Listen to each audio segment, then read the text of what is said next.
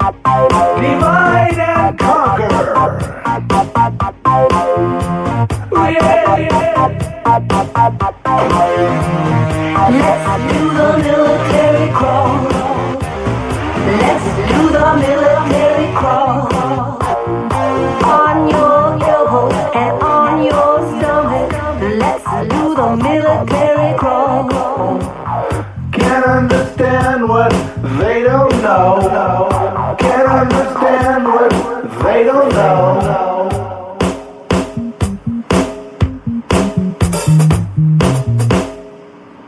Shoot, shoot.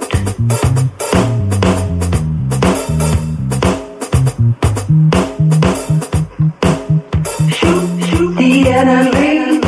He's shooting you.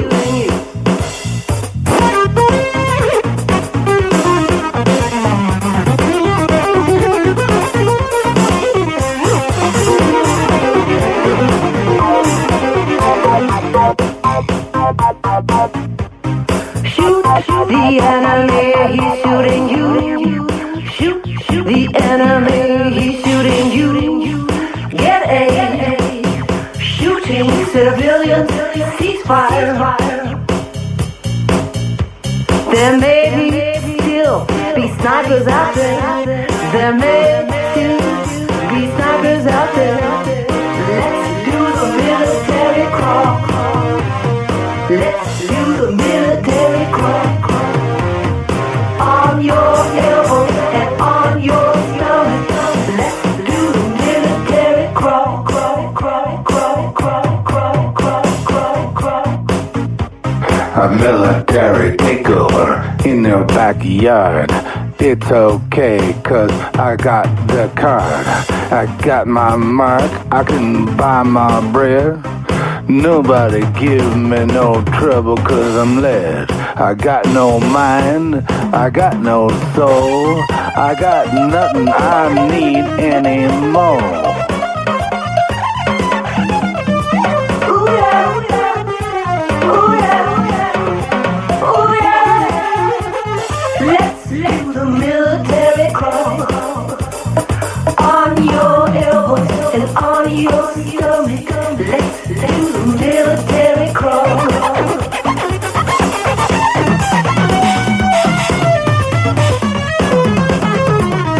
Shoot the enemy, he's shooting you.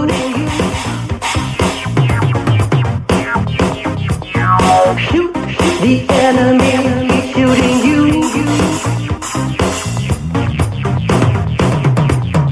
Shoot the enemy, he's shooting you.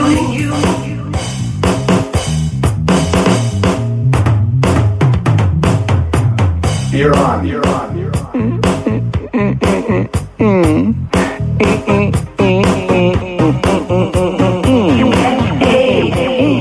Shooting civilians,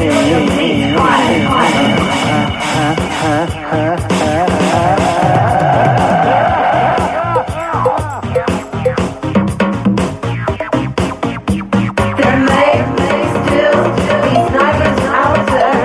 There may still be snipers out there.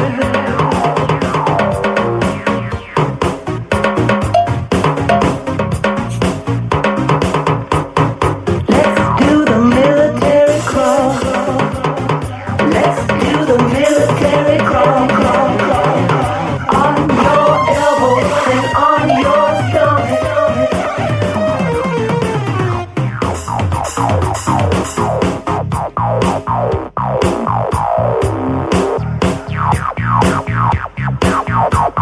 Shoot the enemy, he's shooting you.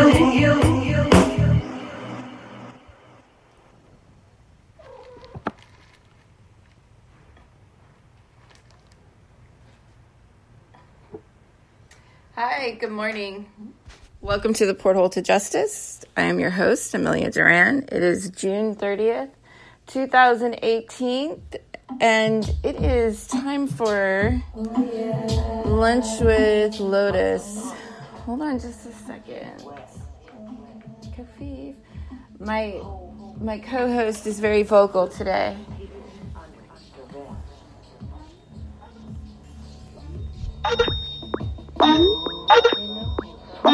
Hello.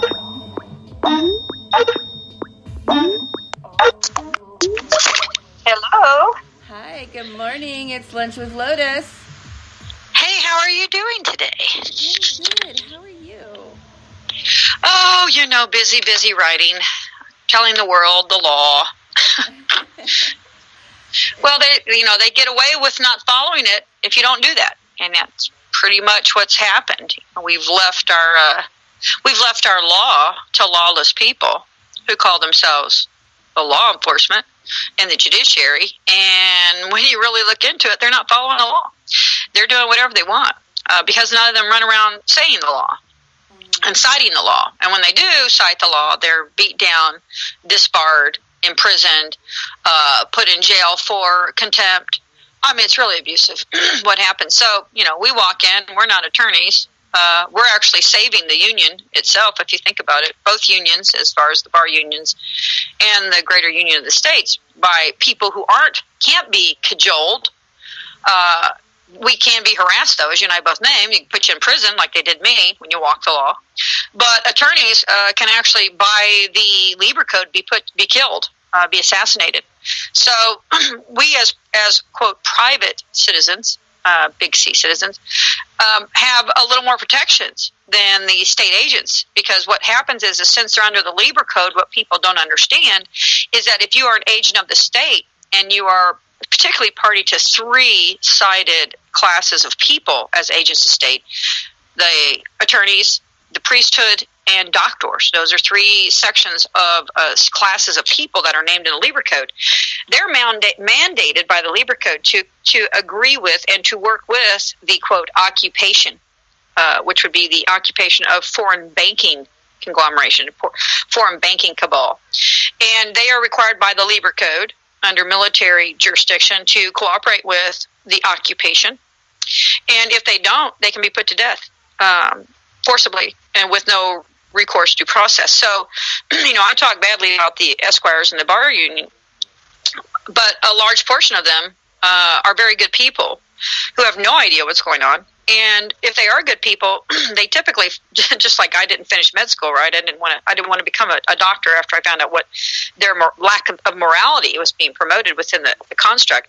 And a lot of people who are good people end up being attorneys for a very short period of time, and or in the political arena for a very short period of time, because they see the corruption and they realize that it is pretty much a losing battle, and that you can't be a righteous person and operate within those unions, which is what they are unions, without some type of personal damage, some personal payment that you're going to end up paying for being righteous. They do it all the time.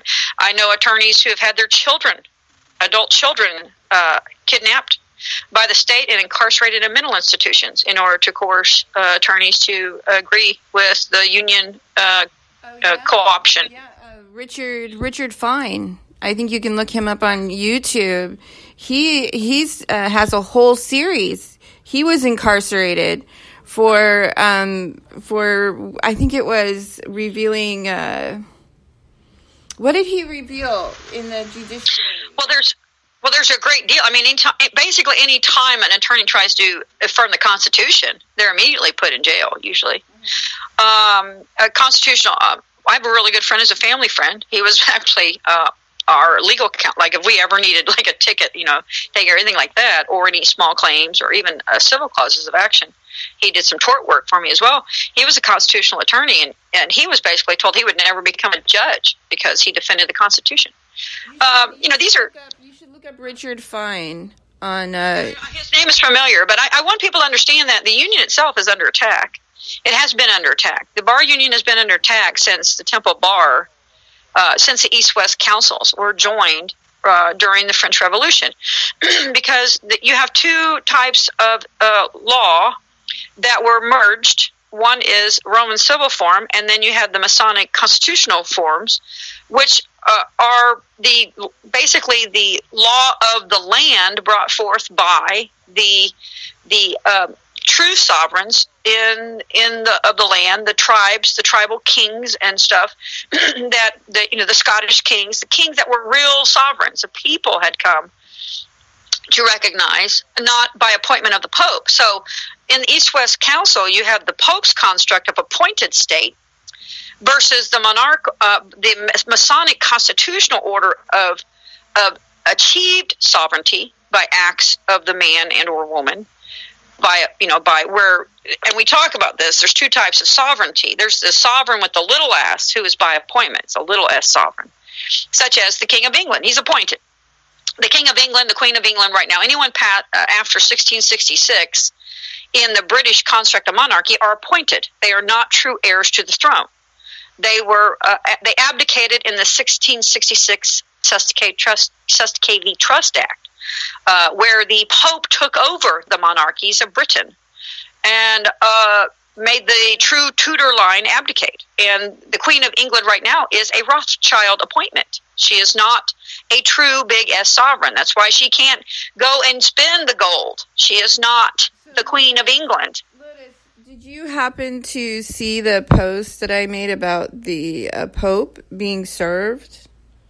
Well, here's the thing. Let's go over this. There's a lot of people, right, but that's not a true... People going around saying that they're common law and that they're sheriffs and stuff, those are not de jure by our construct. I don't know if it had anything to do with Kevin and Annette, that whole ordeal, because I've heard that guy is not for real, Kevin Arnett. I think this is something else. I didn't get a chance to look it up on Justia, but... This is just more Ritz crafting. Okay, let me explain something to people. There is nobody that can promote themselves as a settler for the United States or any instrument of the United States, be it the corporate United States, the Republic United States of America, or the American people.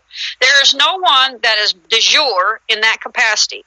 So anyone who's promoting that, such as Anna von Ritz or anybody else saying that I'm the only settler with the standing, that's all hooey. It's a fraud. They don't have standing in law to settle claims with the Pope. They're not, self-appointment doesn't work. That is not how the law is structured. The only standing one is afforded to do any type of settlement in our law is by bringing forth claims or bills of equity, things like that, through the processes of the existing forms of law, be they corrupted or not, and establishing proper claims upon the record in the courts in international law, and thereby creating a case precedent. Which, and as I said, when it comes to a Sustakey v. Trust, it only takes one claim of fraud to shut it down. That's already been asserted. Now the question is, you have to force the Treasury to do their job and such. We're getting ready to do that. But these people who said, I've called the Pope and that's hooey. Anyone who's doing that, and anyone someone sent me a Facebook page of some guy who says, I'm the only one withstanding to speak. We're going to cure it under Roman Curia. Well, Roman Curia is not our law. So any American saying we're going to cure this under Roman Curia is just another Anna von Ritz fraud who is operating for the Pope. And it benefits the Pope and all the oligarchs to have all these people run to these shills and these uneducated in the law tools who misrepresent the law and satisfy and surrender your Social Security number and surrender all your documents where you think you've fixed yourself. If you allow that man to be your abrogator for the Pope and you get underwritten, that's on you. But no one has the authority in the law to settle on your behalf for any crimes of state except you in the construct, unless you willfully let them do that. And even still, people making those professions as I'm the only one with standing. In order to have standing in the law, you have to be a real party of interest. You have to establish that you have had a tort or a trespass affected against you. You have to have established that in law. And you have to have tried to move that and been denied remedy at law in order to have any standing to demand anything. So these people running around saying that they're the ones with standing to do this and that, or that they're a common law this or they're a common law that, there are no common law grand juries, as far as I know, functioning in the United States. There are no common law sheriffs, as far as I am aware, except by the instruments. Again, it's the instrument. It's not the instrument. It's the man and woman. So there are no common law sheriffs that I'm aware of in municipalities, because most sheriffs have surrendered their jurisdiction to municipal corporations. So that's not sure either. So there is no common law sheriff to serve the Pope, regardless of the fact the Pope is not within our jurisdiction, and he is only bound by what is called the law of repository trust and fiduciary duty to do anything. So unless someone has proven that the Pope has failed in his fiduciary duty as the vicar of the world banks and the Pope and the vicar of Christ, then they have no capacity to even do anything to him. So a common law sheriff has no jurisdiction over the Pope. Okay, got it. Got it. We got it. So these are, we got it. They're defrauding. I'm just saying, I need to explain this because people are defrauding you. They are lying to you. So there's people all over the world, as I've said, it's Ritz-crafting. People who tell you they're doing things when they have authority to do it. And if you believe that, you're like, oh, it's taken care of. I'll just go back to my daily bidding. I'll go watch some football today. That's not the law. The Pope is not under our jurisdiction. He can only be brought to the law of international tribunals where we show him to be a fraudulent banker. Okay? Well, I have yet to look it up on Justia to see if it even exists. Okay, next. This is important, okay? Netflix greenlights pedophilia-friendly movies for liberal audiences, and this is on the heels of Netflix recently being boycotted. This is on the heels of Netflix recently being boycotted because they greenlit an Obama series, I think, or something like to that effect. But yeah, pretty disturbing. Lotus, have you seen this? Have you heard about this? I have not heard about this. I know that Netflix is probably going to go down in flames because they, from what I understand, the CEO, I think one of the higher ups of CEO is very cozy with the Clintons. And so I would look forward to probably the CEO of Netflix, probably, turning in his resignation, like we've seen in 200 or more plus CEOs of this nation. Well, major corporation. What's shocking to me is that that they feel that they can do this and get away with it. Well, of course, they don't understand free market capitalism. See, we really, truly have the upper hand. All Americans every American needs to remove themselves from Netflix. Any corporation. Okay, here's the deal about America. You have the free will to consume or not consume, to buy or not, to be party to or not be party to. That's the beauty of free will. We have a corporate charter that allows that. We have a constitutional charter that allows that.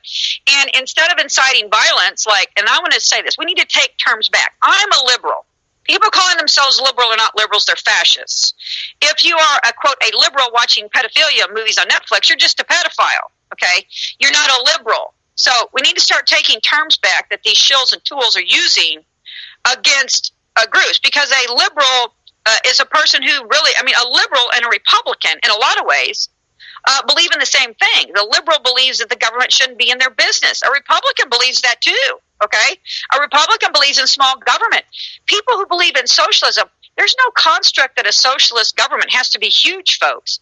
A fascist government does. So when people say liberals are promoting pedophilia stuff on Netflix, no, they're not. Pedophiles are. So when people are trying to seize and steal words and misappropriate them and to obscure or obfuscate the true object or the true class of people that they're talking about by misnaming them, a pedophile is not a liberal. Liberals don't believe in pedophilia. Okay, that's not the two. The two don't meet. So a liberal's not going to watch pedophilia on networks. A pedophile is. Okay, so let's start not accepting these terms. It's just like I sat and looked, I think I was reading the news and I watched 2 articles from Slate. And they're like, so-and-so is wrong in this. These are reporters writing their opinions on how Kennedy was wrong in all the things he did, the Supreme Court Justice Kennedy, and how he did this and that. And I thought to myself when I'm reading it, well, that's why Justice Kennedy was a Supreme Court guy, and you're just a reporter for Slate because you don't know what you're talking about. And it had to do with the unions, them overturning unions. Well, let me tell you about the liberal agenda of unions. That's not a liberal agenda. Unionism is fascism, folks. Being run by unions, a singular union or a collective of oligarchs who control every union, such as the bar union and the doctors, because the AMA is a union. The American Medical Association is a union. So Lotus, I want to point something out. The headline on the Tennessean newspaper out of Tennessee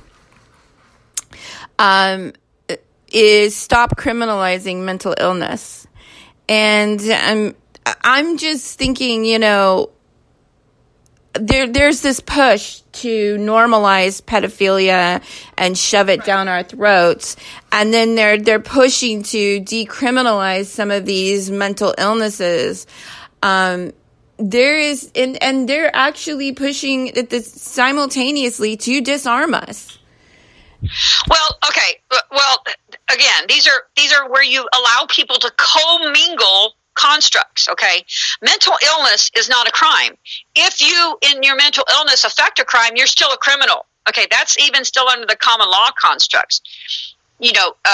People who were subject to spiritist activity, which would be if you're drunk. That's why they're called spirits, folks. They're called spirits for a reason, because you act insane as though you're possessed. So if you were a drunkard and you were possessed in the way they saw it back then with spirits, and you did something such as murder your wife, you were still held guilty because guess what? You willfully consumed the spirits. We have a society where unless you are delusionally schizophrenic and not functional, if you show any exercise of free will in what is right and wrong, you stop at stop signs, but you have sex with children. You know right and wrong. You're just choosing not to do that. That is not a mental illness. That's you using, quote, your proclivities and your mental health issues of thinking this is right versus this is wrong in order to exercise some excuse for criminality. In the common law, if you were drunk and you did a crime, you were still held culpable for the crime. Yeah, you were mentally ill, but you were still held culpable. You treat the mental illness, but you don't absolve the criminality of it. Now, if you have an individual that is clearly not functional in society, and they affect massive amounts of criminal activity because the society did not ward itself or take care of those that fall through the cracks, such as what we say the classes of people: infant, insane, and infirm. If as a society you subject and you victimize infants or the insane or the infirm, such as the old people, them putting them in old folks' homes and trying to kill them off to steal their estates, which is they have a name for that. They have groups for that now, where they're basically using old folks, killing old people, and basically incarcerating them in these medical facilities till they die, and then they steal their estates, and then you have the children stealing their estates, and they're just trying to steal the estates of the mentally ill by declaring all of us mentally ill. Well, the fact of the matter is the Pope considers us all mentally ill. The entirety of the United States of America is considered mentally ill and heretical and incompetent to handle its affairs because we refuse to accept the Pope as our judge and Elohim and King of Kings of this world. So they're sitting there that's why we're dead beyond the sea. We're considered morally reprobate. Okay, we're not being absolved of our crimes, are we? So we're considered reprobate. You had sent me earlier this week. You had sent me a series of photographs about pictures of these children at the borders that are actually young men that are cartel. They're trafficking the women and children. And I was really taken back by this. Yeah, it's a very disturbing trend, but it's the killing fields. This is one of the issues that the killing fields of the Viet Cong. Okay, so this is the issue with feeding your children into the machine of Moloch. You take a baby and you drop them into despotism, and you indoctrinate them into believing that that they have some grant or authority or have a right or an obligation, even a duty to the systems of state they've been dropped into, to pick up a gun at the age of 12 and kill people. If you are familiar with the killing fields during the Viet Cong era, they had children that would walk through the fields, which were being the rice fields, paddy fields, which were being labored by forced labor camps by people that were taken into custody by the Viet Cong. Children would be given the ability to just dictate whether or not someone was killed on sight for something fickle that they did. And what this did is it cultivated a construct of demagoguery and sociopathic megalomania. Authoritarian. What you end up creating is people with authoritarian personality disorders. So you have these teenagers, children, that are running around with AK-47s, probably which the Obama administration gave them. Okay, or they at least acquired more by using the gun that the Obama administration. So you have these children who have been indoctrinated into the machine of Moloch, which is the gang activity of human trafficking, drug trafficking, of all of the gangs, the cartels of Mexico. And when you have no state, okay, so the only difference between a state of Mexico as a recognized national instrument, an international instrument, and a cartels is whether the bankers will on the front side openly accept you as an authority for the region. Okay, so there is no distinction, though, in that regard, because these cartels are still banking. So there's no distinction between the cartel of Mexico and the state of Mexico for the people that live in Mexico when you're being oppressed. And so children who grow up under It's my understanding, too. Oh, hi, Lisa. Welcome.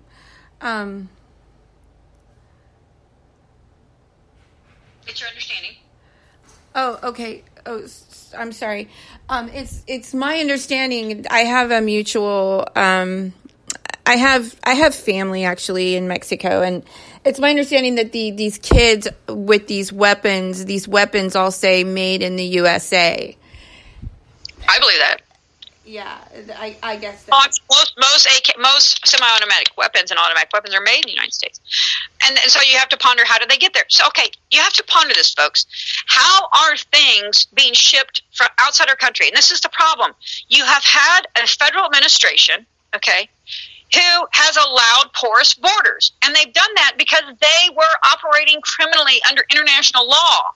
They were promoting civil wars by funding and giving arms to Nicaraguans. Okay, you have to think about this. So the Bush administration destabilized the Panama region.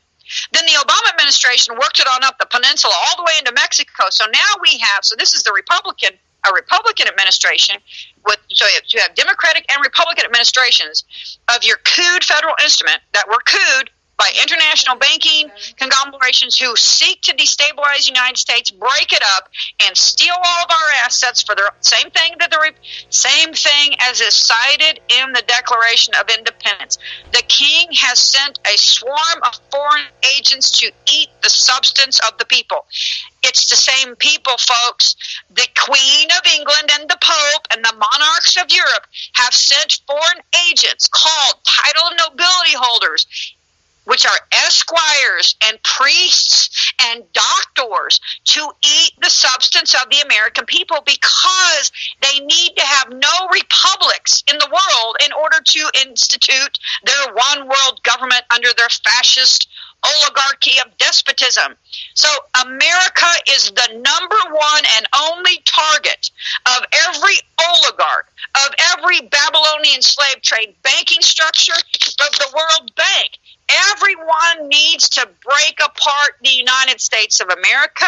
Everyone needs to steal our assets because we are the only country and nation preventing their one world oligarchical government that they've had for thousands of years. We are a republic that has advanced ourselves in law and in commerce all over the world that is the opposite of what the Roman Empire stood for and still stands for, which is Babylonian slave trade with the Sanhedrin and the Pharisees and the Muslim horde going after the Orthodox Christians, folks.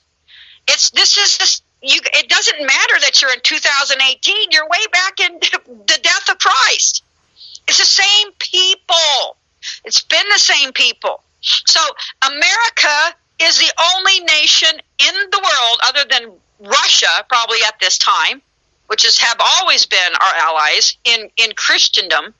They don't go. You talk to a Russian, they distinguish between Catholic and Christian. Okay, you call them a Catholic, they'll get mad. They're Christians. They follow Christ, not the Catholic Church, not Roman, not the Roman hordes, not the cult. They are Christians that follow Christ. They won't. If you call a Russian, a true Russian of Prussia, a Catholic, you're insulting them. That's an offense to them. Okay, so we are Christians. Russians are Christian. Guess what? Europe's are Catholics. Canada is Catholic. These are Catholics versus Christendom. Catholics are heretical to Christendom because they follow a false Elohim in a pope, in a king. They don't follow the tenets of Christ. They have false gods before him. Okay? Up with them. So this is purely, you have people misrepresenting words, stealing words, applying them to people improperly, miseducating our youth. That's the machine of Moloch. When you, as a parent, throw your child into the burning pit of fire of the state of Moloch, where your child is then indoctrinated into a false construct that historically shall be found to be an abomination to humanity, such as the killing fields of the Viet Cong. When you are willing and willfully do that, what do you expect to get? Because you're indoctrinating your children from their incarnation in this world into a false state with false Elohims who are run by the principalities on high. That's what our founding fathers sought to and have successfully created a law to defend ourselves against. We are not required to throw our children into the mouths of Moloch by our law. The fact that they are being stolen by the agents of Moloch, okay, is a totally different story. Your children are being stolen by the agents of Moloch when they have their soul plate created, their footprint put upon an international Sussex V instrument, and they are bonded. Now, the bonding is not the problem. The problem is when the Babylons come after your child and say that child's going to pay the Babylonians for their existence in this realm, which is what they do. They consider all people in this realm subject to a tithe to Babylon, like they own everything, like God didn't, we weren't born free. So in America, we're born free. The Babylons have put your children into debt slavery and fed them into the mouth of Moloch again, and are indoctrinating them through what people are calling, quote, liberal agenda. Those aren't liberal agendas that are being taught in the schools. Those are statism and fascism and Leninism and Nazism. Let's call them for what they are. They're not even Marxism. Marx didn't promote a violent revolution. He promoted a natural evolution and course of a society through various steps, which, by the way, we're the only country in the world that can do that. We're the only country that hasn't skipped a step. We're the only country in the world that is actually capable, by the Marxist construct, of achieving true utopian communism, which I've told people, our Constitution created a world usufructuary trust where everybody is treated equal. If that's not utopian communism by its very definition, I don't know what is. But the construct of the Constitution de jure, the first pillar of our law, was that everyone incarnated in this realm is free, born free by their grant from God, to never be forced into, against their will, to be party to a state of corrupt men or any contract whatsoever have imposed upon them against their will. Okay, so if that's the construct of the Constitution, how are our children being engaged in contract with foreign bankers who believe in debt slavery being imposed upon people and who trade babies? See, so the old is meeting the new. The old world and the new world are meeting head head to head. And the new world is going to take over the old world. And it's going to supplant the old world because the old world was repugnant. It was run on slavery.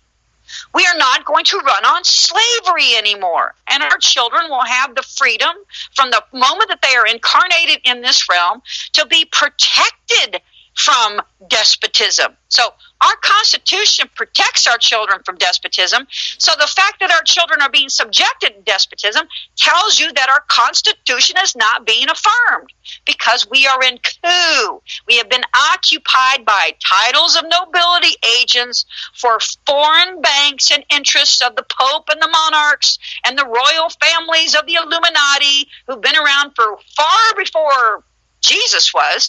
These families go back to Babylon, folks. They go back tens of thousands of years. These people do that we're talking about. And they don't want to give up what they think is theirs. And you know what they think is theirs? Anything they've stolen, raped, pillaged, oppressed, conquered with force. That's what these people, they never earned anything except by the law of force. Okay?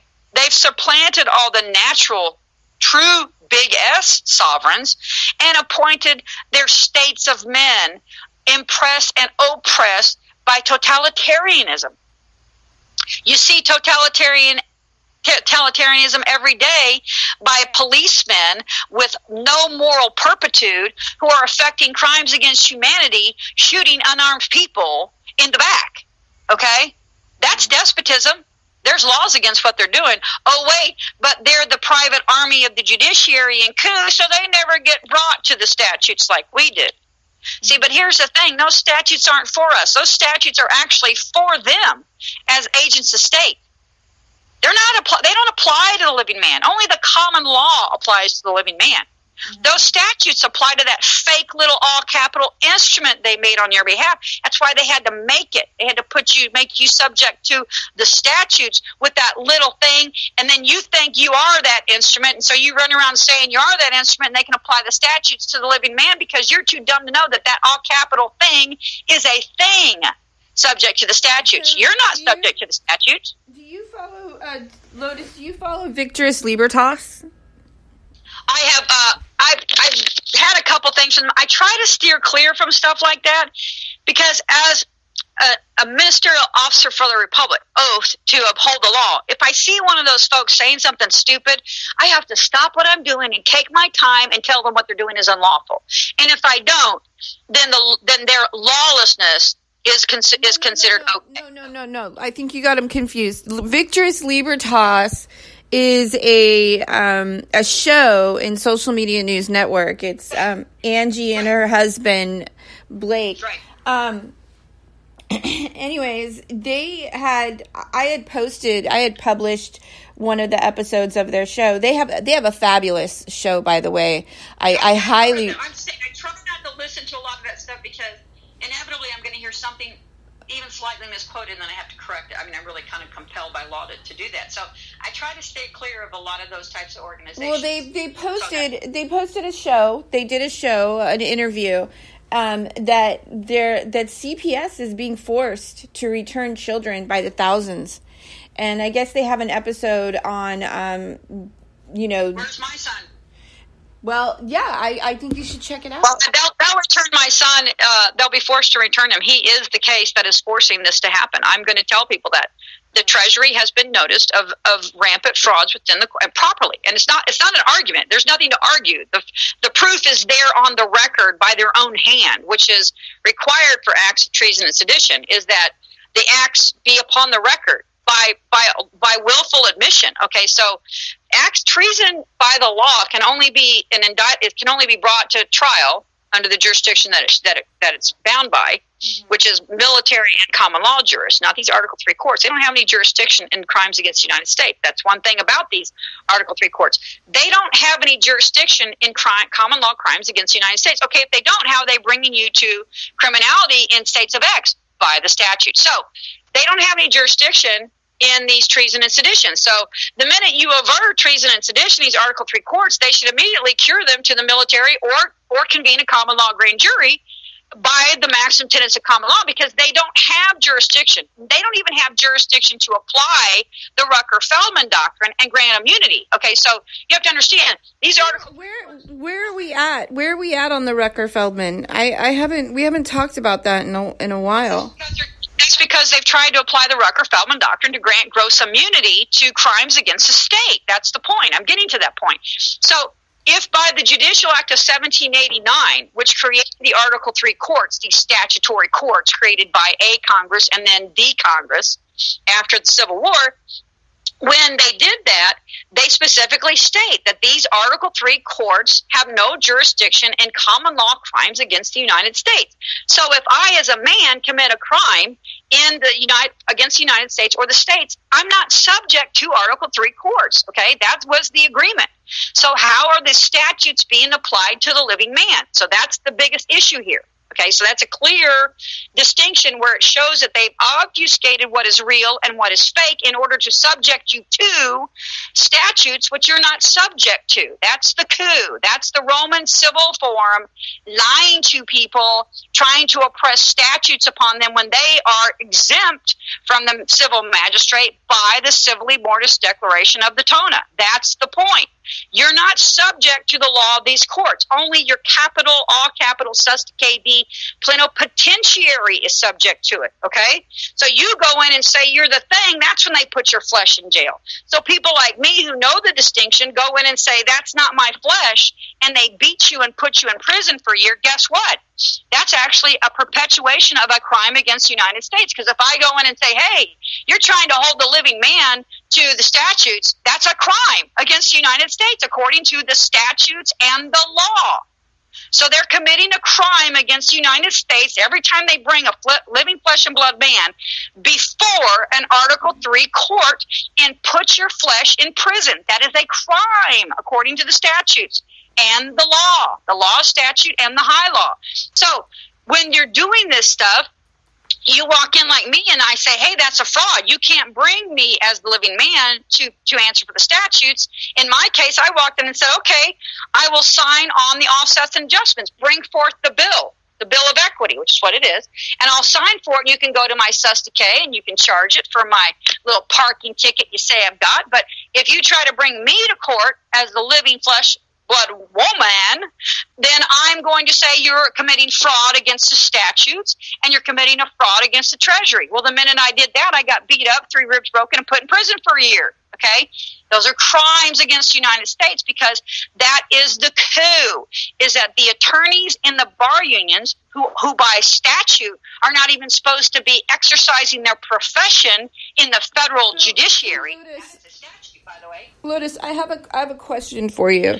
Okay, everybody knows I took my case all the way to federal court, and in this process, I mean, I had so much evidence of the targeting against me, and in this process, the judge approved what is called a motion in limine, which prevents certain pieces of evidence from being brought up during the trial. What is your opinion on motions in limine? I would say that's an obstruction to justice and a predicated act of RICO. That's what I would have said it was.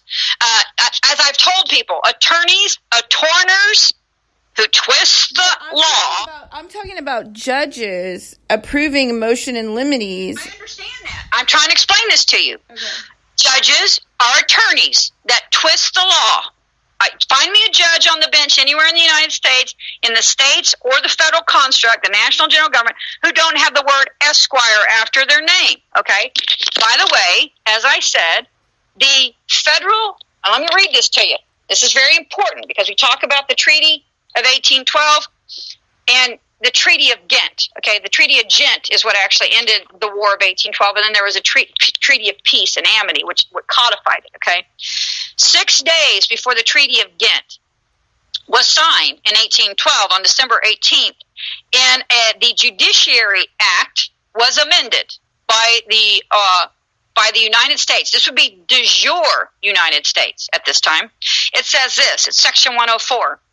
Hereafter, this is an act of December 18th, 1812, 4 Borean 484 in the Judiciary Act. So this was an amendment to the statutes of the Judiciary Act, which mandate and define and delineate the powers and the activities of the Article 3 courts. It says thus. This is a very important statute, and it's very clear by its passage date that when I say that the War of 1812 had 100% to do with the Tona Amendment and the inability of titles of nobility to occupy seats of government, okay, that's what the Tona says, that they're barred from it. This proves that the War of 1812 was fought over that. It says right this. Hereafter, it shall be incumbent upon the district and territorial judges of the United States to reside within the districts and territories, respectively, for which they are appointed. And it shall not be lawful for any judge appointed under the authority of the United States to exercise the profession or employment of counsel or attorney, or to be engaged in the practice of the law. And any person offending against the injunction or prohibition of this act shall be deemed guilty of a high misdemeanor. Okay. Exercise the profession of attorney. Okay. Does the bar union in the federal construct, particularly and with emphasis in the Supreme Court, which is not the de jure Supreme Court created by the Judicial Act, that's easily provable. Does it say that it will only take pleadings from bar union members? Isn't that considered an exercise of the profession in the federal construct? So the fact that the federal judiciary, the district courts, the circuit courts, the Supreme Court, and probably international courts, trade, and bankruptcy require that you be a bar union member or access or asked to be admitted to the practice of bar. And in the Supreme Court case, you can't even argue a case unless you're an attorney. Is that not exercising a profession? When they allow a monopoly of a particular profession to occupy the federal instruments, is that not a violation of this very statute that was signed right before the Treaty of Ghent? Damn straight it does. So the Supreme Court is violating Section 104 of the Judicial Act as passed in December 18th, 1812, because it is imposing a monopoly of a profession, the bar union, in a federal court, which is a violation of the de jure statutes of the United States of America. That right there tells you that we are in coup. These are criminals. So These are people Lotus, following the law. I don't know if a lot of people even noticed this because I don't recall it really being in the media, but there were some lawmakers that tried to get into a immigration office or to speak to like the main immigration office. Right. And apparently they weren't even allowed in. Well, yeah, but they don't. Here, look. You have it is a contrived effort. It is contrived vacancy of statutes that the federal government created Title IV and then prevented the executive branch from supervising its execution in the states. Where in any history of the United States have you seen the federal Congress create this huge entitlement program, which is what Title IV is? It's actually an entitlement program for children that's meant to serve children that is now being couped and used as a slush fund for fraud and crimes against the American people of the United States by the bar unions in coup. So when have you ever heard... Do you think it would be wise for us to have like a Department of ICE within our welfare system? You just need Title IV, okay, to be supervised by the executive branch, which is where it belongs, instead of the judiciary of the states, because all the Title IV is by its mandate given sole discretion and execution by the judiciary of the states. That tells you that any crimes against children under the Title IV CPS programs are at the responsibility and failures of fiduciary duty of the judiciaries of each state, with the supreme authority given to the Supreme Court of every state. So if you have rampant child trafficking in California, the Supreme Court of California is what's perpetuating it. If you have rampant child trafficking in Florida, it's because the Supreme Court of Florida is allowing it. And you know why? Because they're allowing it to happen and they're granting immunity. They are purposely obstructing justice, invalid claims of fraud and criminal kidnapping and conspiracy against rights and the trafficking of humans. They are conspiring to prevent the crimes from being brought to the law. And they're not even the law. They're at law statute. They're practicing at law. An attorney on his placard on the street says, attorney at law, practicing at law. It's a practice at law. They're even admitting they don't know the law, just like they're a practicing doctor, the practice of medicine. When you go to a doctor, there's an inherent disclaimer when you walked in the door that he don't know what he's doing and that you're allowing him to practice on you. Okay, folks? Versus if you went to what was it when they used to do the handmaidens that would come to your house for the women who would labor? I promise you that woman who was probably... Are you talking about doulas? Yeah, doulas, but they have another word. I can't give it in. But basically women who used to assist mothers to have babies in their home, which they got midwives. So the AMA forced midwifery into being illegal because it competed with the doctors who want to practice on your body. A midwife would be a woman for the last 30 years who's delivered every baby in that county and not one she lost. Okay? These doctors kill people every day, and then their bar union attorney friends, other titles of nobility, insure their crimes. They have insured themselves in their criminality. That's what they've done. But they're criminals. The construct is all criminal on its face, except our system. Our system is not criminal. The statutes themselves, de jure, bar the bar unions of the United States from imposing an exercise of a profession within the judiciary. Okay, they're barred from that. The fact that they are exercising a profession, that fact that they are imposing the exercise of a profession in order to access even certain courts, tell you that those courts are criminal and foreign and not of us. So Lotus, we had this huge outcry from the media and everybody about these kids being separated from their families at the borders, even though they're not technically family members that they're being separated from. They're traffickers for the most part.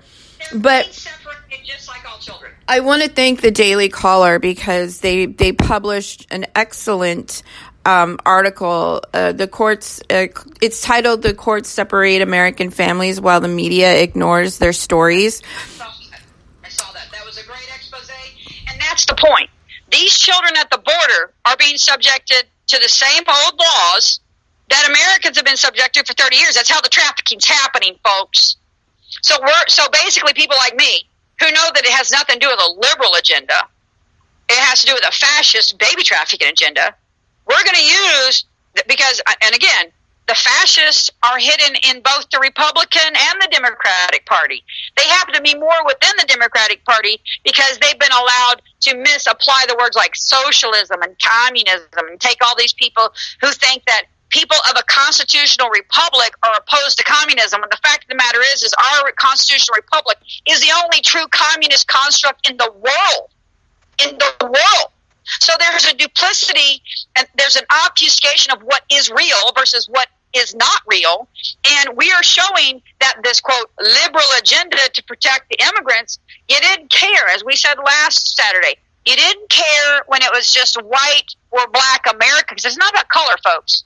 You didn't care when it was American babies.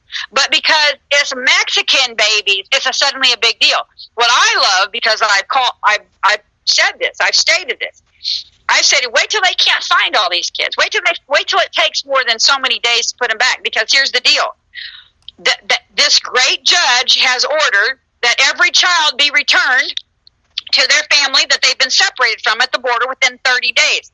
I promise you, they're not going to find them all. I promise you, they're not going to find them all.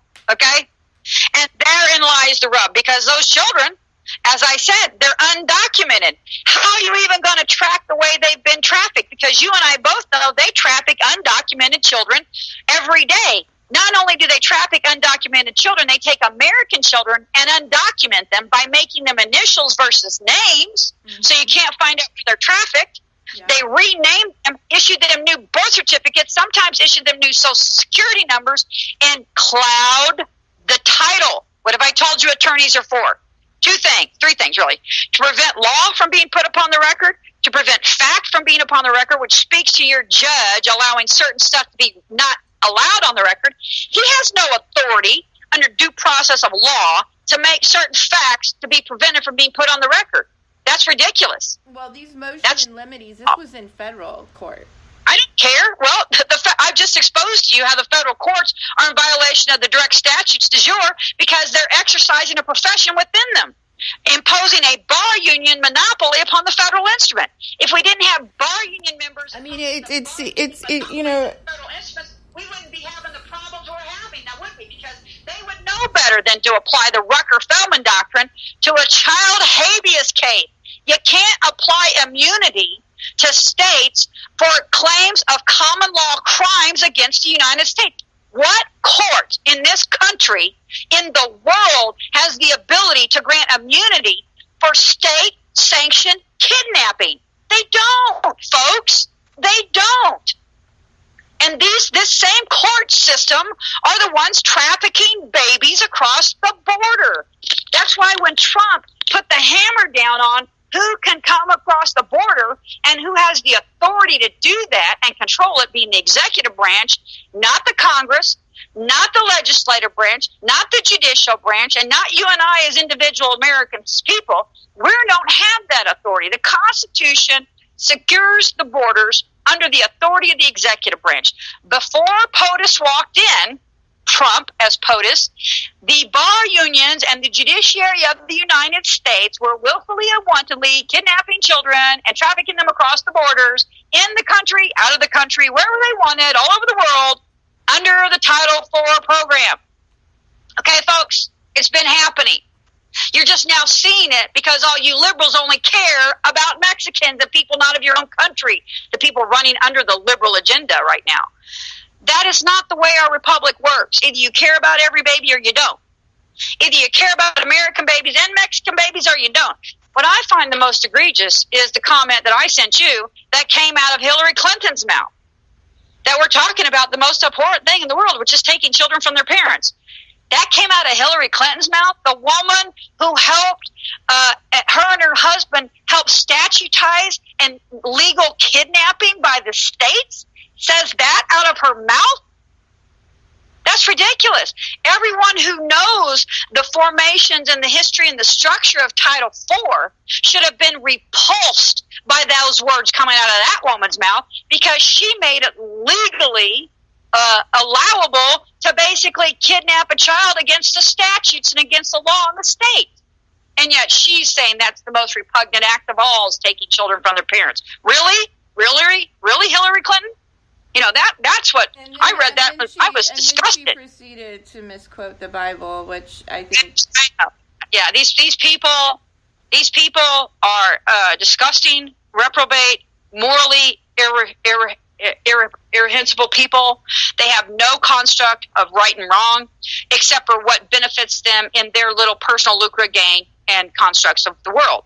Which is, I want to stay in power, and I'm going to say whatever I want, and anything I can, I will lie to you straight face. I mean, I've watched Debbie Wasser-Strom lie to the American people straight face in interviews. I've listened to Bernie Sanders lie to people. I've listened to Obama lie to people. I've listened to Hillary Clinton lie to people. I've heard Bill Clinton lie to people straight face. When people lie to you to your face, folks, nothing they say after that is considered your perjure. If you perjure yourself in the public arena, you are deemed never viable for any form of statement whatsoever. You're considered to always be perjuring yourself, always a liar under the law. So people need to remember that, because these people, your face every day on the news. Did you get a chance to read the language of the Immigration and Nationality Act? It's 8 U.S.C. 1101. I don't know that it's the interesting thing about this is that this is the people are talking about this border, that border.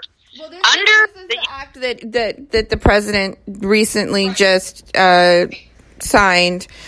And I shared the language. I posted the bill to the Porthole to Justice, and there was an important phrase. Okay. Yeah, I have been online for like 3 days. It's been so busy writing. What was the phrase? It's the policy of this administration to maintain family unity. This one sentence is golden. All who have suffered for so long. Here, that little, all who have suffered, For the little ones. yeah, it's a policy of this administration to maintain the family unit. Right. I think that's really important phrase for us to speak to in regards to, pushing this issue of the trafficking of American babies as well. Well, and here's the interesting thing about that. I think in that it mandates by the executive order that the military take control of the borders and the possession of individuals coming through our borders, which is someone on Slate say this is unlawful. No, it's not. Okay, the executive branch is in charge of everything border-ish. Okay, if he wants to put the military on the border, the international border between Texas and Mexico, and have the military take possession of everybody coming through the border and run them through military, because it's a crime against the United States. Again, as I said, it's a crime against the United States to cross our borders outside of statutes. Okay, the Article 3 courts have no jurisdiction in common law crimes against the United States. These are statutory crimes as well, but they're not enforcing the statutory crimes.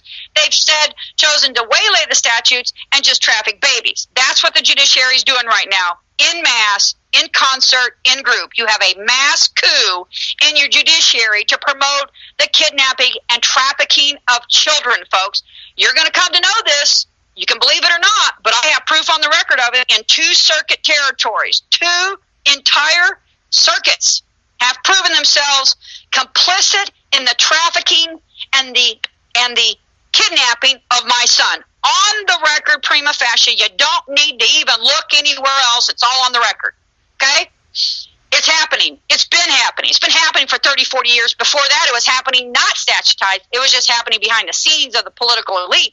It was happening in the Catholic orphanages, wasn't it, Amelia? It was happening in Boys Town. Okay? So what Hillary did do... Actually, Watergate was pedogate. Right. Yeah. Right. It was Right. It was their pedogate. Absolutely. It was their pedogate.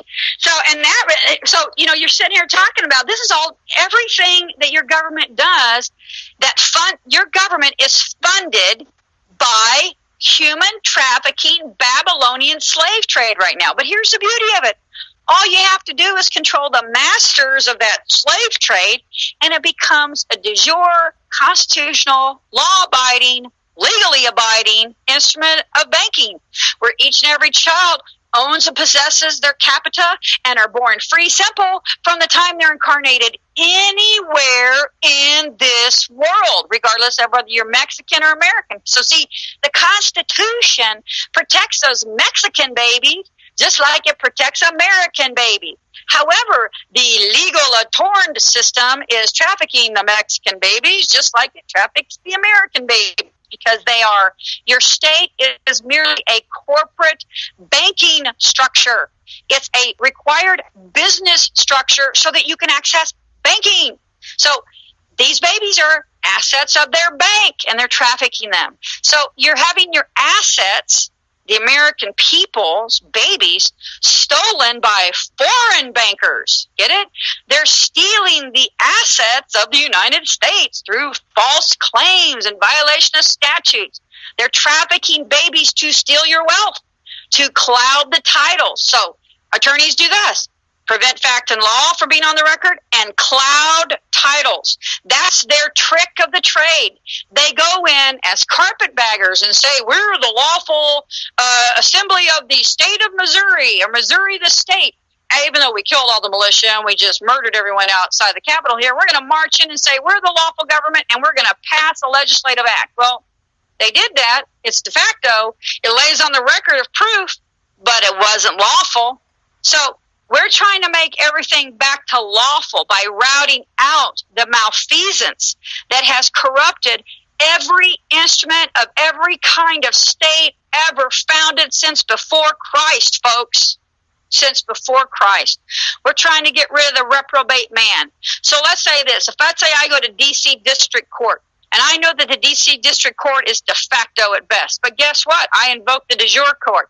If that de facto instrument is occupied by a righteous man who operates de jure, he makes the district court de jure. He makes it de jure. It's the free will of the man or the woman that makes something right or wrong, folks. It's not the all capital pieces of paper that made the district court as a fictional corporate instrument that can affect bonds and commerce and affect commerce under UCC within the world and the United States and the Treasury. That's a bunch of pieces of paper called a corporate charter. That corporate charter as a thing doesn't bring evil through it. The men and women who occupy it bring the evil with them. And that is what Christ has always said. Rome would have been fine if it had righteous people in it. But it didn't. It had people who within their positions of power corrupted absolutely everything that the Republic of Rome was the people. Rome, as an instrument and an empire, fell into disrepute and was broken up the first time, the first fall of Rome, because of the abuses of statutes by its local authorities within the territories of the Roman Empire. Sound familiar? Mm-hmm. Same thing. Different year. 2,000 years later, Christ came to be as he was known because of the abuses of the Roman Empire and statutes versus the law of the Hebrew. Versus, so he went into the temple and said, you've made this a bank.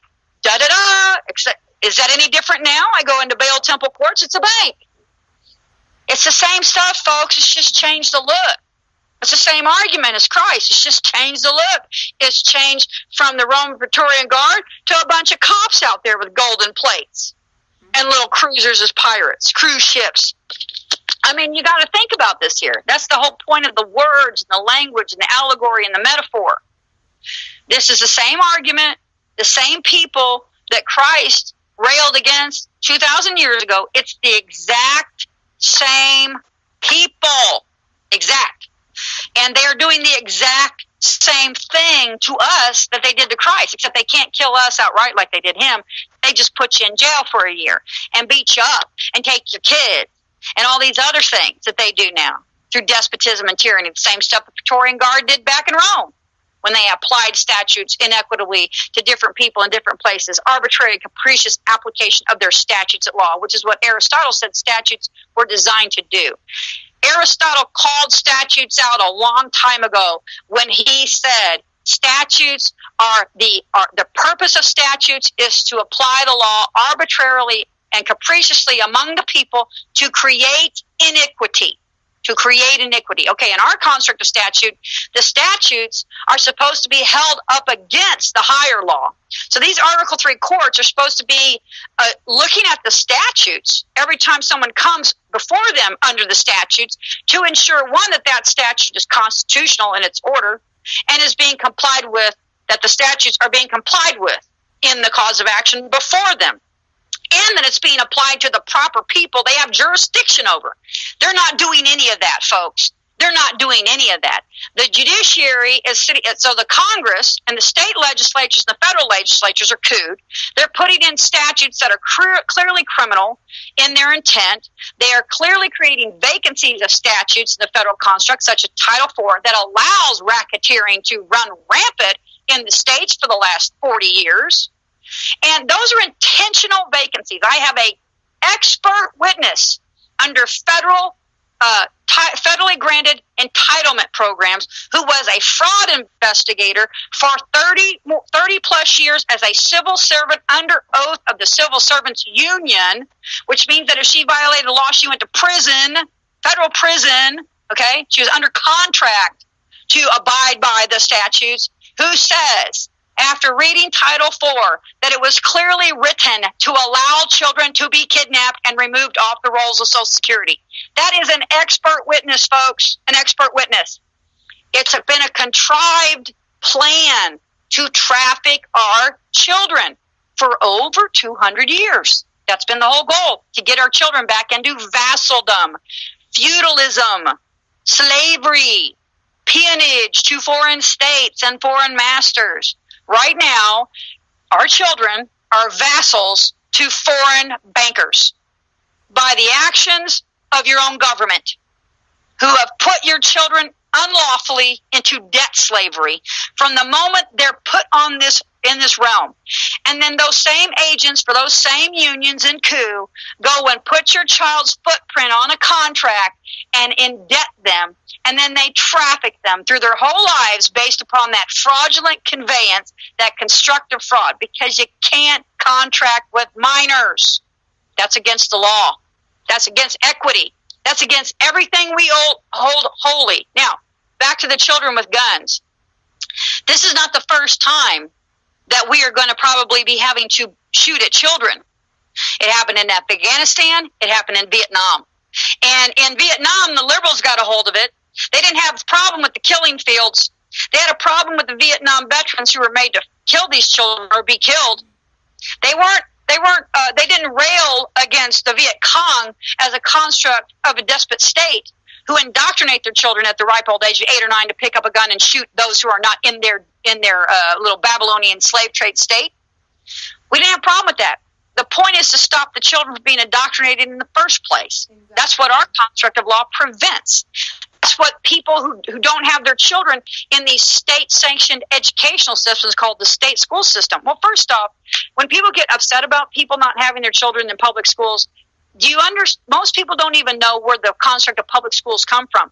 People don't understand that up until public school system was created in the state of New York, all schooling was done by your family and or by the church, whichever church you went to. Now, interestingly enough, Catholics were, I believe, Catholics, the first parochial school was so because Catholics were attending Protestant schools, okay? Protestant schools. And were being treated, it's either, I may have it backwards, but either Protestants or Catholics started the public school system because one or the other, when they went to the parochial schools, you're a Protestant. If you went to a Catholic church school, you were told that you were a seed of the devil. Okay, well, Protestant children should not be told they're seeds of the devil by an education system. So the construct of public education was brought forth as a separation of church and state, meaning that that the state has a vested interest into educating your children, and where your children are not subject to political or religious constructs that indoctrinate them into being one or another. But yet you have a state school systems now in most states that are indoctrinating our children. Because guess what? Your legislature's in coup. Okay? So, again, sending the military to the border to take possession of these children, because here's the deal. A lot of those children are trafficked. A lot of those children are walking to the border themselves, folks, unassisted. We have babies leaving Mexico of their own accord. Okay? That's a problem. Those children should not be made subject to the authority of the states. They crossed an international border. Their first taste of America should be in the federal construct, who documents them and makes sure that they're not going to be trafficked as undocumented minors by corruptions of the state. So these arguments of who's in charge and whether it's legal to have the military at the border, I hate to break it to whoever wrote that stupid, lawless Slate article, that the military is in charge of our borders. And if there are people coming across our border in Texas, Arizona, New Mexico, or California, or Canada, I don't care, New York, Michigan, you name it, Idaho, anyone touching an international border, or they come through our ports, by ports of authority, even in Kansas City, where there is a port of authority, okay? If they come in through those ports, that is entering the jurisdiction of the federal government first, because you enter our nation through a port first. Guess who's in charge of all ports of calling? The executive branch. who has the authority of the military to enforce our borders. So anybody who says that the president or the military doesn't have the authority under executive branch to occupy our borders and to seize those who encroach upon it unlawfully and illegally does not know the law. Because the law is very clear on whose authority that is. So we made a stink in the back rooms that we did not want the states dealing with these children coming across the border anymore, because we already know what they do in the states with their own kids. So we imposed and said to the executive branch, exercise your authority on the executive branch to protect these children. And through that, show the world how they're doing it to our own kids, our own American kids within the states. Because, see, you have an issue with states' rights, state privileges versus federal privilege. The states are allowed to operate under certain auspices as state privileges until proven by the high law, the high common law, to be either not in compliance with the federal common law or in violation of the statutes, which we have proven they are doing in spades when it comes to our children in America being trafficked by the same means, manners, transportation routes. Okay, again, if you can explain to me how I can track a dollar bill all over the world, but they can't track a gun crossing our border out or in, and they can't track an undocumented child across interstate and intrastate. Like I said, I can't leave the country with a child that's mine without proper documentation, right? How is a child entering the country not being properly documented by the federal instrument because a child has crossed an international border between Mexico and America?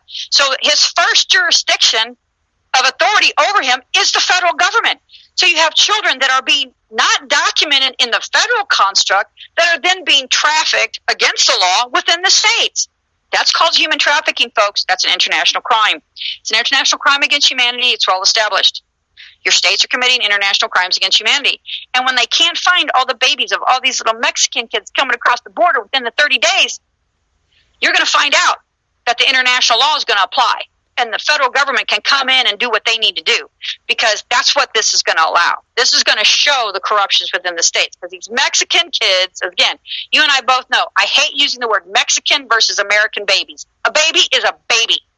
The fact that we're having to have this discussion on Mexicans versus Americans, you know whose fault is that?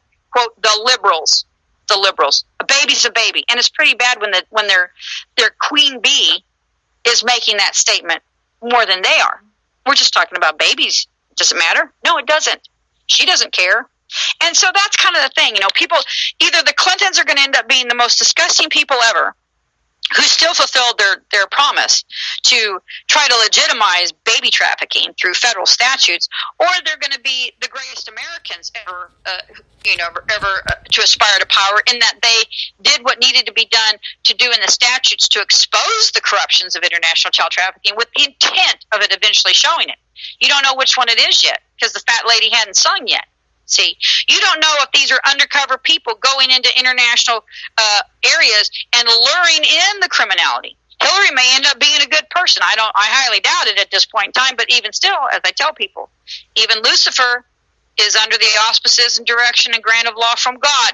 Even Lucifer is subject to the will of God. So even in Lucifer and Satan, God giving them these grants to do what they said that he gave them to do, got us to do, gave them to do, they were given a time frame. Do you think at the end of those 1,000 whatever years is cited in the Bible, however that's translated, that God goes, the devil goes, I'm going to keep doing it, and God goes, yeah, I'm not letting you. And he goes, yeah, I'm going to do it anyway. Do you think he's going to say, oh, I'm going to have another 1,000, God? No, God's going to go, you're done.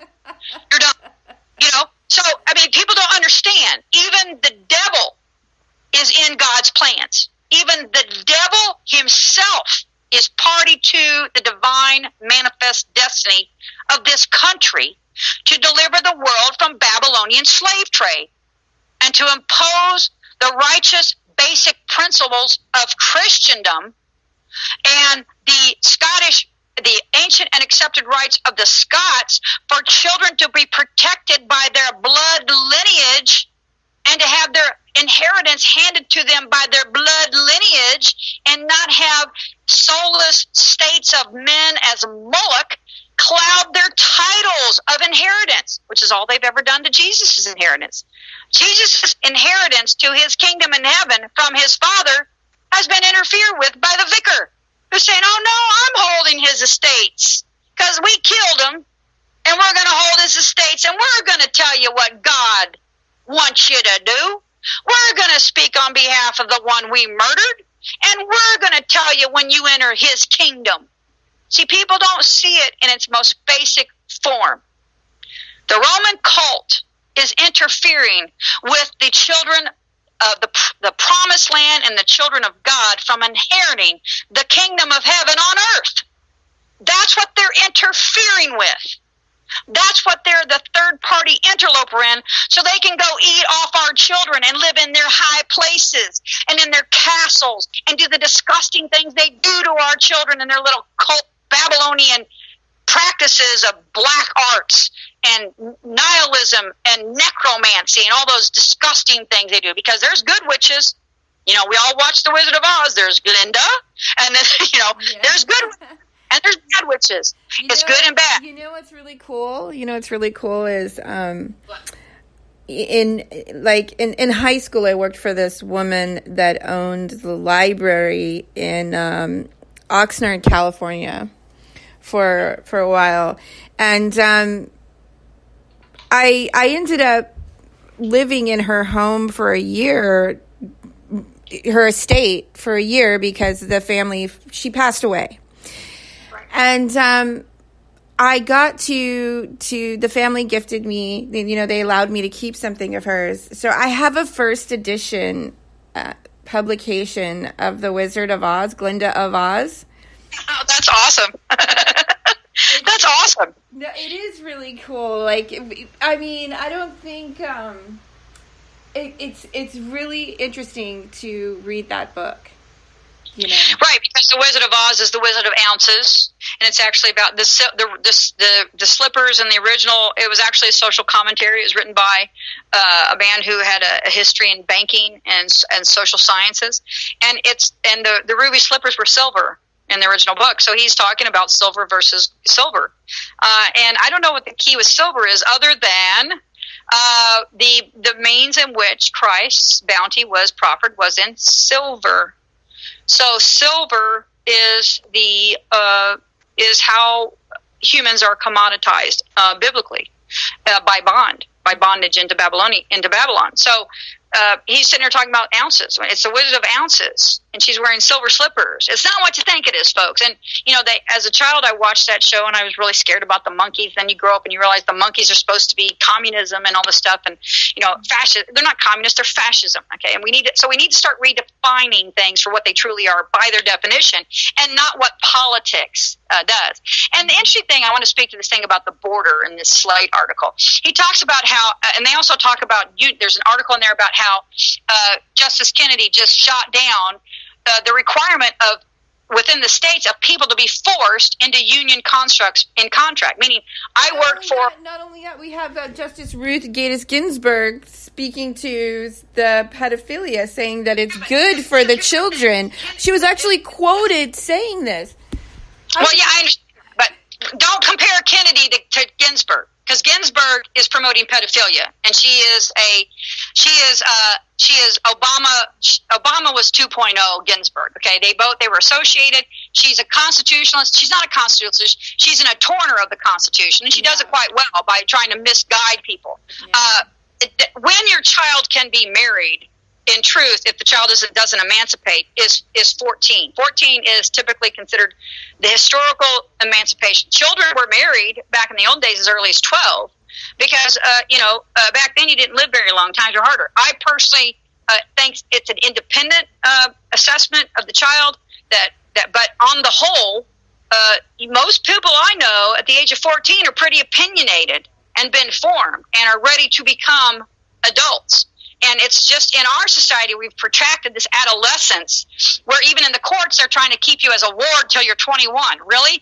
I can go kill for the government and be drafted and be required to register for federal service at 18, but you have the criminal states the corporate states that are trying to keep children as wards to CPS till the age of 21. That's criminal. Yes. That's a total violation of the law. So you have them trying to keep you as wards till you're 21, but they don't want to emancipate you at 14, which is when the law allows. And then you have people like Ginsburg. It's even worse. It's even worse for children that have disabilities that are in state. So a 14-year-old with a mental disability is not a functional person. Again, the law is a shield to the infant, the insane, and the infirm.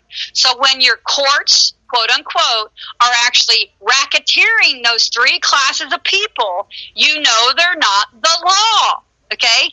Someone saying that a 12-year-old is able to be married, well, that really depends on the 12-year-old. That goes against the religious tenets of most people that, the age of ascension is 14. Okay, that's what it's called, the age of ascension.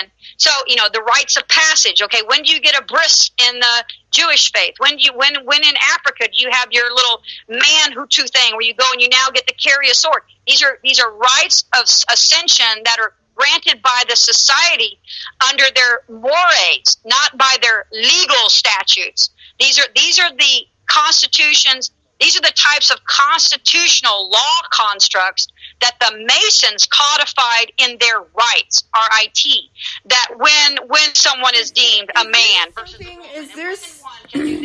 I have a question, Lotus. I have a question.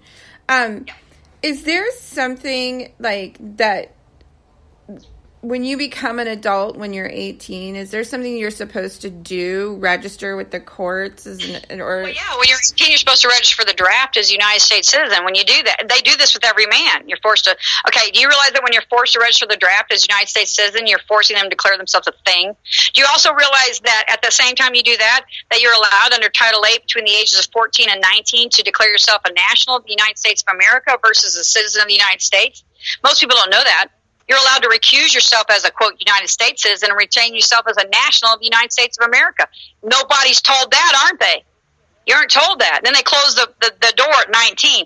Well, if you go and you register as a national and you oppose your imposition as being declared a United States citizen at birth, at your incarnation, and yet 14 you say, I don't want to be a United States citizen. I want to be a national of the United States of America. You can go do that.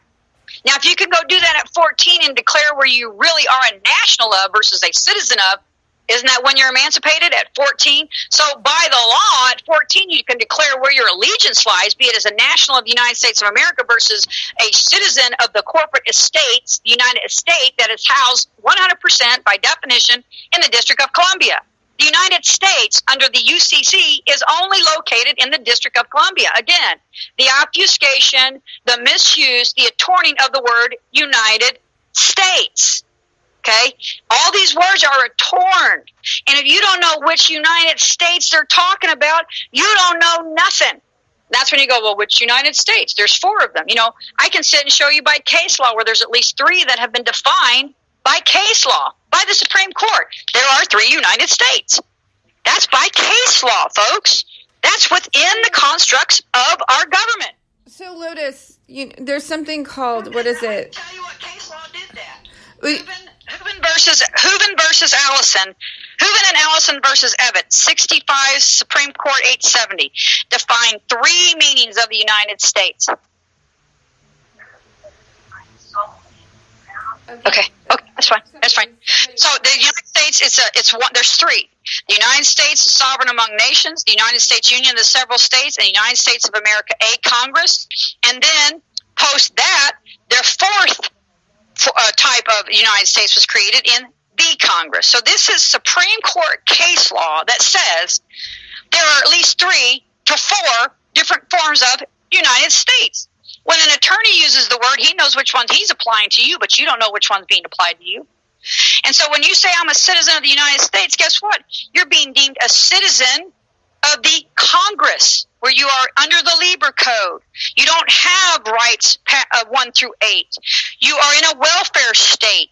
You are under the military-industrial complex. You are subject to a fiefdom that you've been laid upon at your birth through water, and you are under UCC, and you use fiat money. When you use fiat money, you have fiat law. When you have fake money, you have fake law, folks. So the minute your Federal Reserve note became fiat is when the attorneys decided to just throw all the law into the wind. Okay? So there's 4 different United States. If you don't understand that, if you don't know the law, then you can't walk into their magi civil forums and be able to speak them because white man speaking forked tongue. Okay? That was never such a true statement. Because the natives understood that when they were being screwed, it was usually an attorney from Europe who was educated in the bar to steal from you by lying to you and clouding your title. And that's the thing. You don't know your... Go ahead. I got to get going because I have, Lotus, I have somebody outside there. I have one of those Vespas. You know, yes. It was gifted to me, and it's red, and it's like one of those classic Italian looking Vespas, and I got it brand new, but it broke like right when I got it, so I've never even driven it. Vespas being very temperamental, so they're really fun, but I remember them. But that's what people understand. You know, we are living in the era of lies and deception. And if people don't understand, and look, again, you will know them by their deeds. To have Hillary Clinton formulate and be pivotal in the federal statutes that through its contrived nature, the way it was written, has allowed massive human trafficking and kidnapping of American children. To have that woman say that to take a child from their family is the most horrible thing that can happen to a child, I find horrible. I just wanted to puke when I read that. That's like the makers of the nuclear bomb saying that dying of nuclear radiation is the worst thing that can happen to someone. I mean, it really is. It's that kind of duplicity where the creator, the mastermind of the statutes, is the one saying that it's abhorrent to the law to take children from their families. Well, then why did you statutize it? Well, she had to lure the criminals out. Again, anytime criminals start to try to legitimize themselves, the minute that they think that because they've created a legitimate construct, which the legal system and the law system are legitimate, it's the men and the women in them, again, that are violating the law that are not. So let's be clear on this. So these people like Maxine Waters and all these people they're calling for violence and criminal activity and acts of sedition and treason and attacking your agents of state when you don't have the authority. And while there's still people in the law, like the FBI is now returning children. Again, I'm going to tell you this because we noticed the treasury of the coup within the United States and mandated and exposed to them and proved to them in the law that when they steal your children, it is a treasury crime. So every one of these CPS thefts, kidnapping of our child, is a treasury crime. My son was kidnapped and trafficked, and it's a treasury crime. Your son was kidnapped and trafficked. It was a treasury crime. Okay, Amelia? Your son was tortured by the state of California for 3 years, was he not? Yeah. And he was criminalized. He was put in prison. Go read what a prison is. It's when you're taken against your will to live somewhere that is not of your will, that you have no familial association with. That would be a foster care system, is a prison for a child by definition. So they imprisoned your son for 3 years unlawfully against the statutes. That's a treasury crime.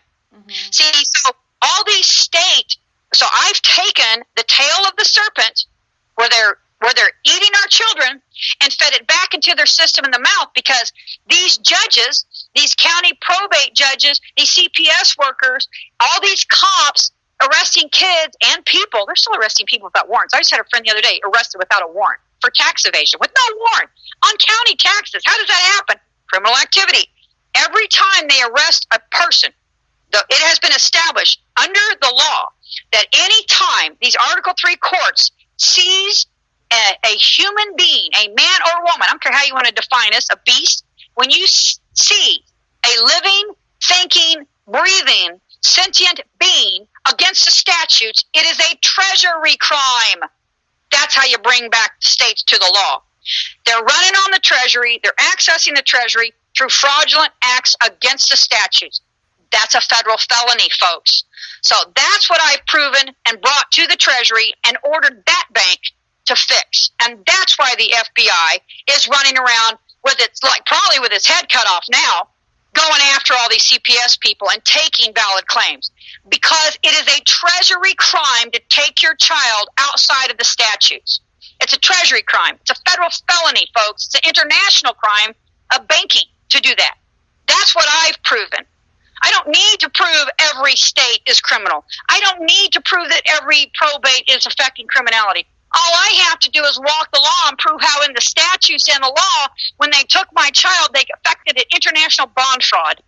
If the Treasury's not going to protect our children from international criminals who are trafficking and kidnapping them through the judiciaries of the United States, then you have no government and you have no Treasury. That's a fact of law. So if the Treasury's not going to protect our children, where's the Treasury lie? Who has the authority over the Treasury? The executive branch. This all lies and hinges upon a man called Trump, who has not chosen to work with the international traffickers, who has chosen not to be party to all the criminal conspiracy, who has chosen not to be a bargaining member, not chosen to be an agent of state, and never taken a foreign oath. And he's not a Zionist. You won't see him claiming to be an agent of Israel and in the United States. And he's even a Mason. He's probably one of the good ones. So that guy up there, he needed to be there. I needed to be here. My son needed to be where he was being. You need to be where you're being. Everybody's where exactly Goddess wants us to be. He's not the only person that's affecting divine intervention here and following his path under the righteousness of Goddess. He's not the only one. We're everywhere, Amelia. You're one. I'm one. John's one. There's tons of people you know. Zeph is one. Mm-hmm. These are people doing what the law and God abides them to do, to bring forth the high divine law to the states of men. And that's what we've done. That's what we're going to do.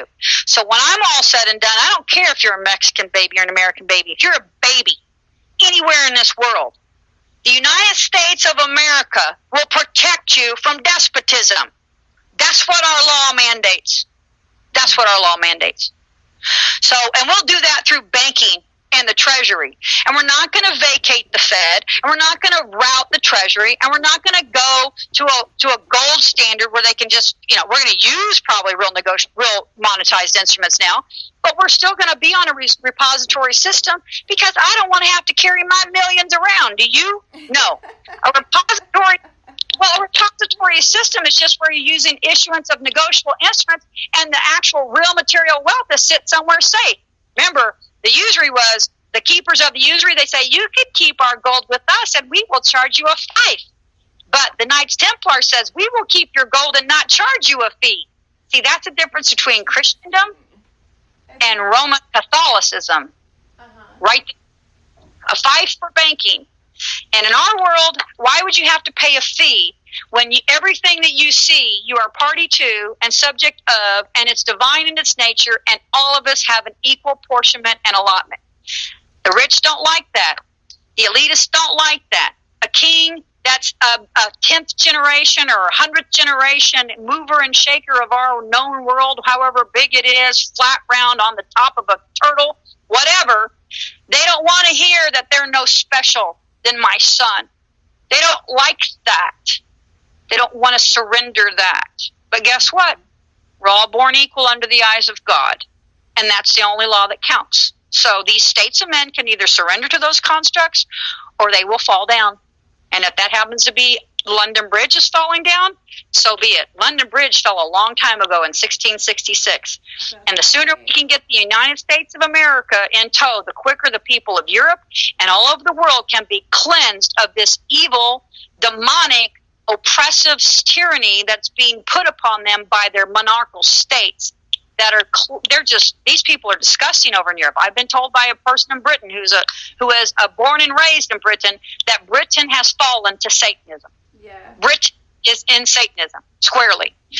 And that the people of Britain are just beside themselves. Because guess what? Oh, they don't have guns, folks. They don't have guns. Okay? So we're cleansing Satanism from the world. And Satanists are people, not systems. Okay? Mm-hmm. Satanists are people, not systems. So just remember that. You're looking at the way people act. We're not here to tear down the government. We're here to actually improve it, perpetuate it, move it forward, preserve safety and security, preserve our republic, preserve the world usufructuary, preserve the banking structure. We're here to protect the children and the assets. We're here to protect their jubilee. That's what our law is for. Our law is here to protect the jubilee trusts of every child born in this realm. And that's what we shall do. That is our manifest destiny. And I'll leave us with that on a Saturday. Amazeballs. Did you see I posted that on my timeline? That's my new word. My new word, amazeballs. I've been the other day, I was going, oh yeah, like the little Kool-Aid dude. Oh yeah. That, you know, those little colloquialisms, they're just little momentary words of joy. Oh yeah. So yeah, I mean, you got to get it where it can, and that's, you know, but that's our beauty. We look at things bigger. We have bigger. Our box. Americans have no box. The rest of the world is bored into boxes, folks, and so the children. My hope is that the Trump administration will, and the military, because I know that they were shaken by this fact too, and talked about the children with the guns. And again, I also want to speak to the fact that we now, as we've talked about, have proof that the local militias are actually, as veterans who are oathed in the military, if they are doing this, it's considered treason and sedition. But some of the militias are cooperating with these cartel members, are they not? We're not going to name names, but we have proof. We have some indication that the local militias, which I believe have been co-opted along the border states, are actually conspiring and colluding with these insurgents over our borders. I'm going to tell you this. Let's make this clear before we go. If you are a veteran under oath in the military, operating the militias anywhere in this continental United States, and you are cooperating with foreign agents to undermine the laws of the United States or to allow them to incur upon our borders, you are committing sedition and treason. That is a fact of law. So if you are a militia person who is cooperating with these cartels across the border, and or you're not reporting crimes or incursions upon your borders to the proper authorities in the military, you are committing sedition and treason by your oath. So let's just make that clear. And I want to make that very clear, because I already know the militias are co-opted, but I want to make it very clear how they can tell who is co-opting them, because that is against your oath. Yes, get your military oaths. If you're a vet doing that, you really need to stop doing what you're doing, and you need to be reporting who is doing that and cooperating with foreign agents crossing our borders illegally to the military authorities that you would report to if they were to call you up to arms, because that is a crime against the United States. It's sedition and treason if you're an oath officer of the military. So let's make that very clear in the law. So we know that there's coups in the militias, and the federal instrument of the executive branch is where all of our power lies to correct this problem, because that's where the coup originated from when it comes to the Civil War under Abraham Lincoln. So people can hate Trump all they want. The reason they hate Trump and they're targeting Trump is because he is actually following the law. He is not an agent for international banking. And if he is, we have a much better buyer, and he's giving us a much better deal, and we're not slaves and peons. Mm-hmm. Let's put it that way. We're not being enslaved and peonized. We're not having tariffs put upon us that amount to billions a year and have an administration go, oh, that's not a problem. We'll just give you fair trade from our end. He's not doing that, folks. That makes us peons. You do realize that when your administration allowed China to institute billions of dollars of tariffs upon our products into their ports, but then we don't put any on that makes our people peons to China, because we're having to pay a tithe to China. Mm-hmm. So people need to understand that trade, unequitable trade barriers are a form of peonage of a nation. If we are having trade barriers put upon our workers, where we have to pay a fee to get our products into another country, that is a peonage. That's forced peonage to another nation. That's crime. So people aren't looking at it the way they need to in the law. So I hope everybody has a... I really hope that this is a popular podcast and people listen to this, because we just talk about the law. I mean, that's all we're doing. We're just like talking about everyday things that are happening within the week in the last couple days, and we're talking about the law that has to do with them. And if people want to argue and start to say, look, I don't take no money for this. I haven't put out a placard for commerce. I'm not practicing law without a license. I don't need a license because I don't practice law. I walk the law. Only people who aren't not learned in the law, who want to contract with you that aren't learned in the law but are torning and twisting at law need to get a license. I don't need a license. I was born with the law in my heart. I didn't need a license for God. I certainly am not going to go to the state. I'm just saying. I love it. No, I love it. I love it. Well, the law is the law talks itself. So it's been real, Lotus. It always is, ma'am. But and that's what we do here. We just bring up a little top. You know, it's really awesome. The law isn't in. It's amaze balls. It's amaze balls. I have to wrap it up. It's looking up, folks. It's looking up. I'm hopeful that I don't know if this is possible, but I hope that we get the thing about the unions and the Kennedy strike down of the unions. That's a strike down to the bar unions too, folks. That means that the attorneys, that people who graduate from law school aren't required by law to join the bar union. You get it? They can't be made to join the bar. I mean, if you think about it, that's what I see where the Supreme Court is correcting its course. Okay, the Supreme Court of D.C., which is the mayor's court in the United States. So, you know, the Kennedy, people say, oh, it's really bad for unions. Unions are not good in a republic. Forced unions are a coup in a republic created by a jural society. So anybody who says, and then I think the comment was, Kennedy said that unionism is basically a political affiliation. The guy goes, that's not true. In the Slate article, I'm like, did you notice that we're called the Union of Sovereign States? We were politically opposed to Britain, and we created a union. So for someone to say that unions aren't historically political ideologies is a moron and does not know history or the law, because the entirety of our union is because we politically disagreed with a vicar of Christ and the monarchy of Europe. So whoever in Slate is writing their legal and law stuff needs to be fired, because they're just promoting pedophagy and nothing founded in law. So, you know, I don't mind Kennedy. The Supreme Court tends to do a pretty good job. I know that in the last several weeks, they have made some very divergent professions. But again, the Supreme Court is as much on notice that it is required to follow the statutes, and that to impose the statutes are in compliance with the Constitution. You should start seeing some more constitutional founded rulings come from the Supreme Court of the District of Columbia, because they have been noticed through the Treasury that they're not going to accept their bonds anymore if they don't follow statutes. Okay? That's how you do it. These are commercial instruments that are bound by the UCC to protect the vestments of the American people that are held in usufructuary. Usufructuary means use, and fructory means common use. So we have given them our landed estates, including our flesh, to suretize all that the world is running on in the Fed unit, the Fed system.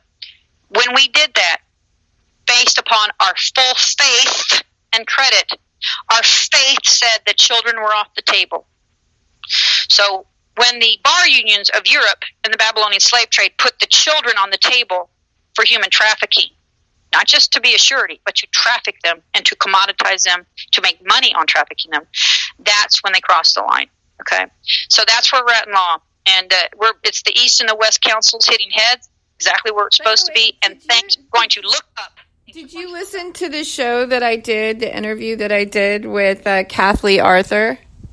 No, I have emails sitting on the side, like pulled on permanents, waiting. You know how you send me the speakers? I'm waiting to go listen to it. You gotta check it out. You gotta check it out. Well, see, I planned on doing it. I am so busy until after the 4th. Mm-hmm. I can't even begin.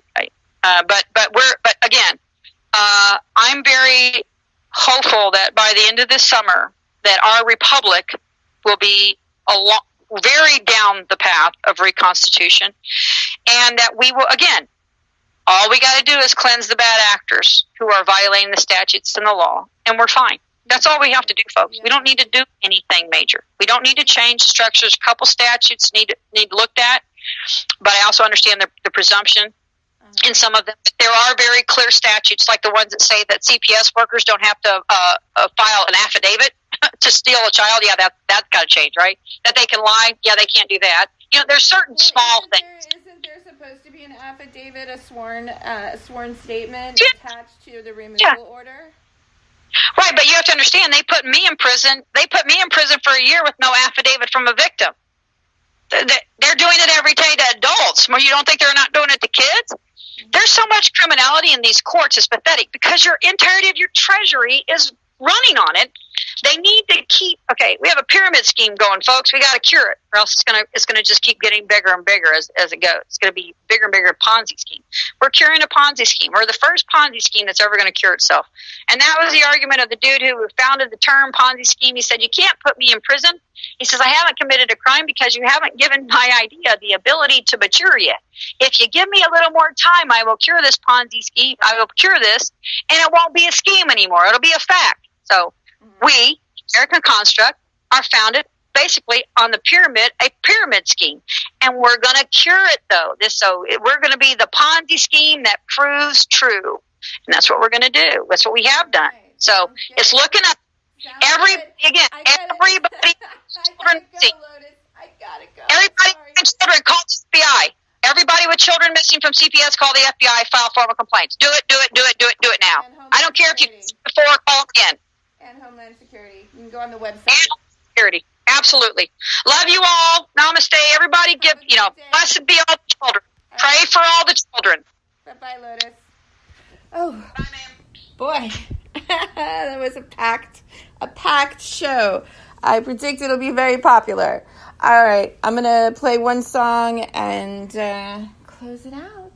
This has been another episode of Porthole to Justice off the cuff. Lots of money, I don't care about clever, I don't care about funny. I want loads of clothes and fuck loads of diamonds. I heard people die while they're trying to find them. And I'll take my clothes off and it will be shameless, cause everyone knows that's how you get famous. I'll look at the sun and I'll look in the mirror. I'm on the right track, yeah, I'm on to a winner. I don't know what's right and what's real anymore. And I don't know how I'm meant to feel anymore. When do you think it will all become clear? 'Cause I'm being taken over by a fear.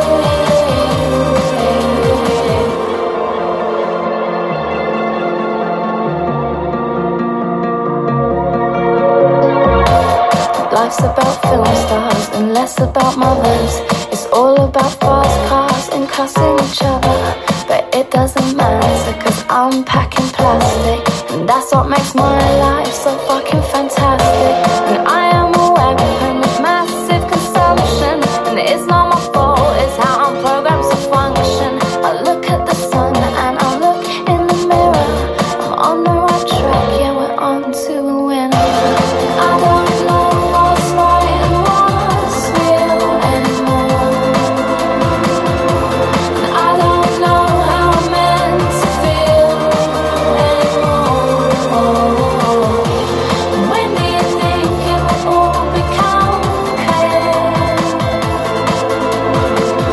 'Cause I'm being taken over by the fear.